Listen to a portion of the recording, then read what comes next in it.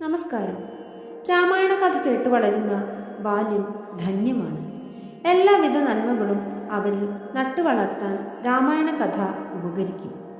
രാമായണ കഥ കുട്ടികൾക്ക് മനസ്സിലാകുന്ന രീതിയിൽ ലളിതമായി അവതരിപ്പിക്കുന്നു.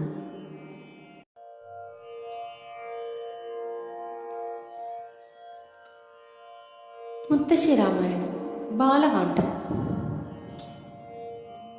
വെറ്റിലച്ചെല്ലാമെടുത്തു വെച്ചു മുത്തശ്ശിയൊന്നു മുറുക്കി, കണ്ണടച്ചൊന്നു ജപിച്ചു. പിന്നെ മുത്തശ്ശി പാടിത്തുടങ്ങി.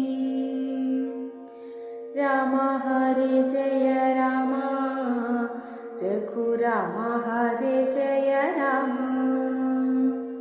രാമ ഹരേ ജയ രാമ, രഘുരാമ ഹരേ ജയ രാമ.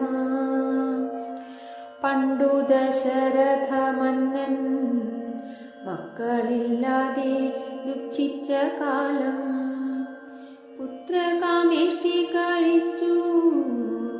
മക്കളുണ്ടായി 4 പേരപ്പോൾ.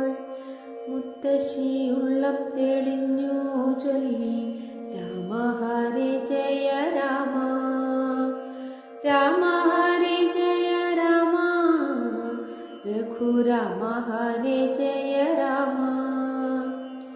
രാമനെ പെറ്റു കൗസല്യ, കൈകേയിക്കു പിറന്നു ഭരതൻ.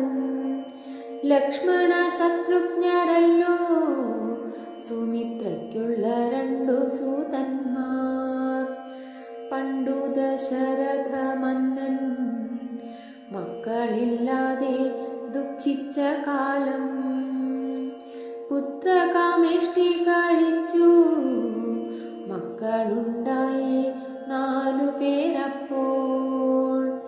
മുത്തശ്ശി കോരിത്തരിച്ചു ചൊല്ലി രാമ ഹരേ ജയ രാമ, രാമ ഹരേ ജയ രാമ, രഘുരാമ ഹരേ ജയ രാമ. മക്കളിൽ മൂത്തവൻ രാമൻ, സാക്ഷാൽ വിഷ്ണുവിൻ്റെ അവതാരം. ലക്ഷ്മി ഭഗവതിയല്ലോ ജനകാത്മജയാകിയ സീത. മുത്തശ്ശി കയ്യിണ കൂപ്പി ചൊല്ലി രാമ ഹരേ ജയ രാമ, രാമ ഹരേ ജയ രാമ, രഘുരാമ ഹരേ ജയ രാമ. ബാലകനാകിയ രാമൻ ബാലവാനെന്നൊരിക്കൽ തെളിഞ്ഞു. രാക്ഷസന്മാരെ അകറ്റി യാഗരക്ഷയും ചെയ്തു മുനിക്കായി.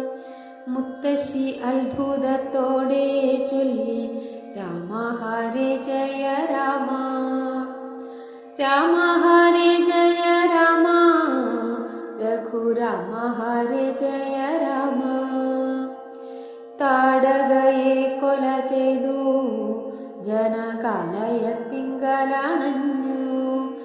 വമ്പിച്ച വില്ലു കുലച്ചു രാമചന്ദ്രനും സീതയെ വേട്ടു. മുത്തശ്ശിയൊന്നു നിവർന്നു ചൊല്ലി രാമ ഹരേ ജയ രാമ, രാമ ഹരേ ജയ രാമ, രഘുരാമ ഹരേ ജയ രാമ. മറ്റൊരു വില്ലുമായെത്തി മാർഗഭക്തിത്തിൽ ഭാർഗവരാമൻ. ആ വില്ലു വാങ്ങിക്കുലച്ചു രാമന മുനി ദർപ്പമടക്കി. മറ്റൊരു വില്ലുമായെത്തി മാർഗ മധ്യത്തിൽ ഭാർഗവരാമൻ. ആ വില്ലു വാങ്ങിക്കുലച്ചു രാമന മുനി ദർപ്പമടക്കി. മുത്തശ്ശി കോരിത്തരിച്ചു ചൊല്ലി രാമ ഹരേ ജയ രാമ, രാമ ഹരേ ജയ രാമ, രഘുരാമ ഹരേ ജയ രാമ. ബാലകാണ്ഡം കഥ പാടി മെല്ലെ മുത്തശ്ശി ഒന്നെഴുന്നേറ്റു.